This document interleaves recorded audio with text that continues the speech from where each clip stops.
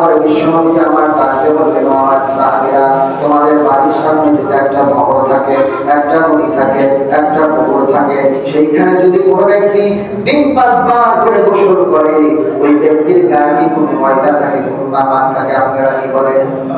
যদি কোনো ব্যক্তি এই ইসামতি নদীকে দিন 5 বার করে গোসল করে, ওই ব্যক্তির গায়ে কি কোনো ময়লা থাকতে পারে?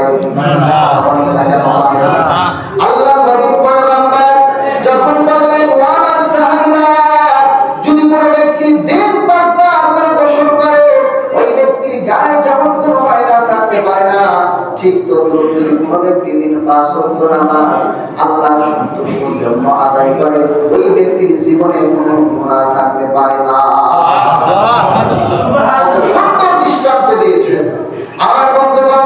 বিশ্বনবীর সাহাবী হযরত আবু যর গিফারী রাদিয়াল্লাহু তাআলা আনহু, তিনি বলেন, আল্লাহর নবীর পয়গম্বর একদিন শীতের মৌসুমে আমি আবু যরকে নিয়ে বের হলেন।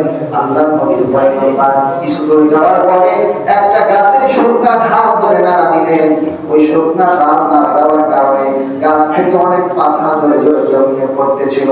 আল্লাহর নবীজি আমাকে প্রশ্ন করলো, আবু যর, আমি এই কাজটি কেন করলাম, তুমি কি বলতে পারবে? আবু যর বলে, ইয়া রাসূলুল্লাহ, আপনি কাজটি কেন করলেন আমার চাইতে আপনি ভালো জানেন। আল্লাহর নবীজি ডাকতে বলে, আবু যর, আমি এই গাছের ঢাল নাড়া দেওয়ার কারণে যেরকম গাছ থেকে শুকনো পাতাগুলো ঝরে ঝরে জমিয়ে পড়ে গেল, ঠিক তদ্রূপ যদি কোনো ব্যক্তি 5 ওয়াক্ত নামাজের জন্য ওযু করে আর যদি ওই ব্যক্তি সালাত আদায় করে, আমার আল্লাহ রাব্বুল আলামিন ওই ব্যক্তির জীবনের গুনাহগুলো ওযুর পানির সাথে জড়িয়ে দেয়। সুবহানাল্লাহ। সুন্দর দৃষ্টান্ত আল্লাহর নবী আমাদের জন্য দিয়েছে, কিন্তু মুসলমান হওয়ার পরে আমরা নামাজ পড়ি না। কথা বলেন ঠিক কিনা?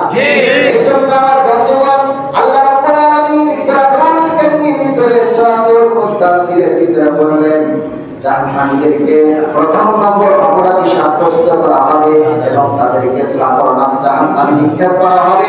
জান্নাতি ব্যক্তিরা যখন তাদেরকে জিজ্ঞাসা করা হবে যে কেন তোমাদেরকে আল্লাহ রাব্বুল আলামিন সাফর নামে জাহান্নামে নিক্ষেপ করলো, তখন তারা তার জবাবে বলবেন, ক্বালু লাম নাকু মিনাল মুসাল্লিন, এই দুনিয়ার জমিনে আমরা মুসল্লি ছিলাম না, নামাজ আদায়কারী ছিলাম না, যার কারণে আল্লাহ রাব্বুল আলামিন আমাদেরকে সাফর নামে জাহান্নামে নিক্ষেপ করেছে।